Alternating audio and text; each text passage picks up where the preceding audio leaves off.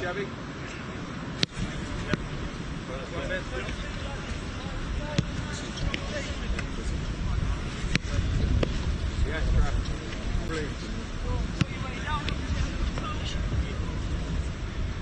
Manchester City must solve UEFA fixture issue as Arsenal reality clear. Manchester City have lost 5 of their last 7 Premier League games on the back of Champions League matches.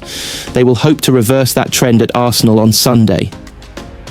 In the end, Manchester City might have more to thank Napoli's Giovanni Di Lorenzo for than just making their midweek Champions League task a little easier. The Napoli skipper's first half red card at the Etihad on Thursday meant City played much of that tricky contest against 10 men, and once the Blues found the breakthrough early in the second half, the outcome was never in doubt.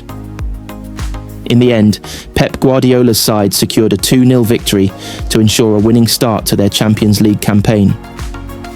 The nature of the contest also allowed Guardiola to make 5 substitutes.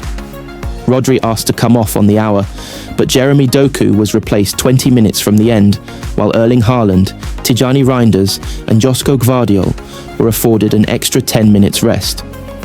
That helps, given the nature of this weekend's fixture against Arsenal and the scheduling differences the two sides have faced.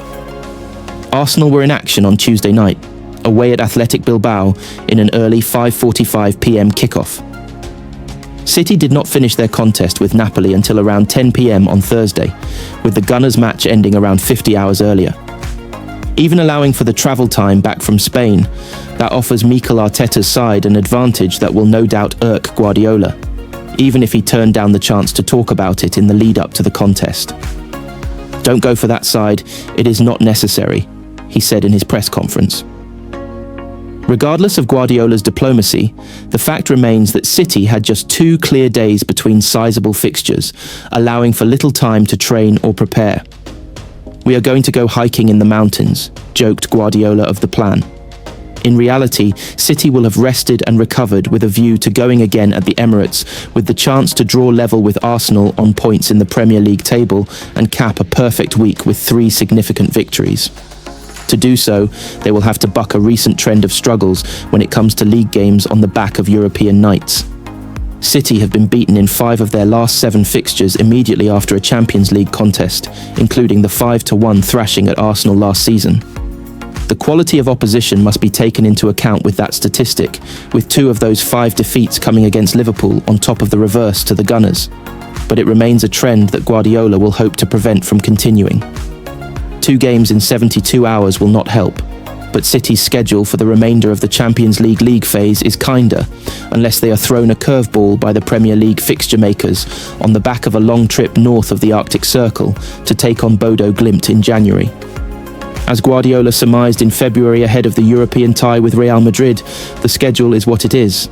The Blues boss will hope it doesn't cost his side in the capital on Sunday. Pep Guardiola sends clear title message to Manchester City players ahead of Arsenal, I know. Manchester City have had an indifferent start to the Premier League season, but could turn a corner against Arsenal this weekend. Pep Guardiola has challenged his new crop of Manchester City stars to prove they can be a machine like his previous title-winning sides. The Catalan has won 6 league titles at the Etihad, but City slumped to 3rd last season and have had an indifferent start to this campaign, with 2 wins and 2 defeats domestically. There have been signs of promise this week, with a 3-0 Manchester derby success, followed by a 2-0 win against Napoli. They face a litmus test for their ambitions on Sunday, with a trip to face Arsenal at the Emirates. City were beaten 5-1 in North London last season, with Guardiola blaming a disastrous spell when his team fell apart. He hopes those collapses are behind his new-look side now, although they were criticised for turning victory into defeat at Brighton 3 weeks ago. The Blues boss knows consistency is the name of the game if they want to win another title. "I know my team when it is consistent," he said. "When you win 6 Premier Leagues, it is because you are a machine, the consistent team, and for that, you have to prove more. But of course, we arrive for the week against United, against Napoli, and now Arsenal. It is not an easy week. The feeling is important, the vibe of the team, and the body language especially. I am focused on that. The kindness of the team's body language has gone up. I am pretty pleased with that, and hopefully we can win or lose, always try. And when you see the team is in a good vibe, that is what you have to try to do. City equalised at the Emirates after 55 minutes back in February, but conceded again immediately and fell apart, shipping 4 goals in the final 34 minutes.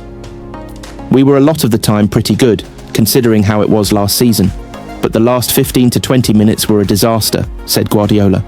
We forgot to do what we had to do, and everyone did that, and after that it was easy for Arsenal.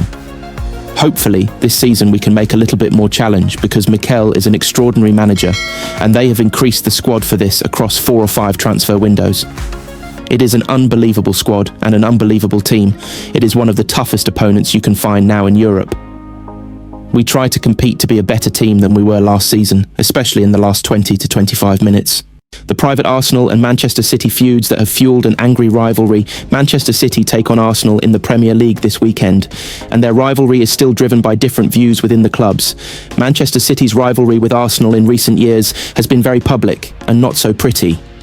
From Erling Haaland barking at Mikel Arteta in the centre circle or bouncing the ball off Gabriel's head, to Miles Lewis-Skelly mocking the Norwegian in the reverse fixture, last season brought a continuation of a coming together between the two clubs that always contains plenty of fire. Haaland's comments, some afters from Bernardo Silva, as well as Kyle Walker, having to be dragged away from Arsenal and former City set-piece coach Nicolas Jova in recent seasons, have actually gone down well at the Emirates. For years on the pitch, there was no rivalry because City just swept Arsenal aside. Now at least the Gunners know they have got under the skin of the Blues. Pep Guardiola's comments will doubtless be welcomed in a similar manner after the City boss joked that should Arsenal win silverware under Arteta, it should be recognised as solely down to their heavy spending, given that is how success is deemed at the Etihad. I want to say to my friend Mikel Arteta, if he wins the title, it will be just because he spent, not because he worked a lot, or his players, he said. Behind the scenes, spending has divided the two clubs for far longer than Guardiola's decade at the club. It was Arsène Wenger who coined the phrase financial doping to slur City and Paris Saint-Germain, with after seeing several of his star players make the move from North London to East Manchester. For all the anger of an Emmanuel Adebayor knee slide, the boardroom loathing festered for much longer. Arsenal resented City for their new money after Sheikh Mansour's takeover, and City hated the hypocrisy of the Bank of England club from that moment. And things have hardly improved since. The Blues did not think much of the conduct of a club in 2019, who followed Mikel Arteta back to Manchester after City thumped Arsenal at the Emirates in order to tempt him away, while the Gunners were one of the clubs who wrote to the Court of Arbitration for Sport in 2020 to try and get City kicked out of the Champions League. Tim Lewis became Arsenal vice-chairman that year, and his leadership has seen Arsenal and City pitch themselves as even more at odds with each other. Coinciding with the teams becoming genuine title rivals, Lewis has been a fierce advocate for financial fair play in line with the thinking in American sports, at a time when City have been charged with serious breaches of Premier League rules spanning more than a decade. On the other hand, City proved at a tribunal that associated party transaction rules rushed through by the Premier League and its members weren't fit for purpose, and in doing so opened the can of worms that shareholder loans were not fair market value. With Arsenal having more than £250 million of money that way, it could have had tough repercussions for the Gunners. A recent settlement with the Premier League defused that bomb, and the shock departure of Lewis announced this week may further reduce tensions in the same way that Jurgen Klopp leaving Liverpool did. As long as there are two ownerships with fundamentally different views on what the Premier League should look like, though, what goes on in the boardrooms will always be an intriguing backdrop to any fireworks on the pitch between City and Arsenal. Rodri argument can be settled in box office Manchester City versus Arsenal battle. Rodri will be a key figure for Manchester City against Arsenal, and he will need to win the battle against Spain, teammate Martin Zubimendi. When Rodri went off injured at half-time of the Euro 2024 final, it could have been something of a turning point. The Manchester City midfielder didn't emerge for the second period of that game with England, and the reaction on these shores was that whoever was replacing him was never going to fill that void. But Spain has a habit of producing these kinds of players, and Martin Zubimendi used those 45 minutes in Berlin to announce himself to the world stage. A few weeks later, Liverpool tried to sign him. Real Madrid and Barcelona were linked, and eventually he joined Arsenal. Mikel Arteta had to wait a year to get his man, but but the fact Arsenal's sights never veered from the 26-year-old tells you all you need to know about how importantly they view him. When it comes to holding midfielders, Spain don't just have the best in the world, they have the second best as well, a point made by their coach, Luis de la Fuente, not long after his side won Euro 2024. We're lucky enough to have brought on, in my opinion, the second best player in the world in that position, and that's Rodri and Zubimendi, he said. He's another great footballer, with some of those same qualities that I like in Rodri. He's like his clone. Of course, Martin has little nuances that make him him, but he can also balance out the game, find spaces, find solutions, and get back to defend the box. I'm very lucky to have the two best players in the world in that position at my disposal. The question now is, in which order are they numbers 1 and 2? In that final 15 months ago, it was clear Rodri stood at the top of the podium, something repeated quite literally when he won the Ballon d'Or last year. By then, he had already suffered the anterior cruciate ligament injury that would write most of last season off. He is back now, but this isn't the real Rodri. He is still finding his feet and his trust in his body. It's not out of the question that he doesn't even start for City at Arsenal on Sunday. But if he does, this is a chance for the 29-year-old to re-establish supremacy. In his time out of action, Zubimendi has taken a grip on that role in the national team, which is something Rodri touched on earlier this month. He's a great player. He has the discipline and mentality that can lead him to become one of the best, if he isn't already, Rodri said. I spoke to him the other day.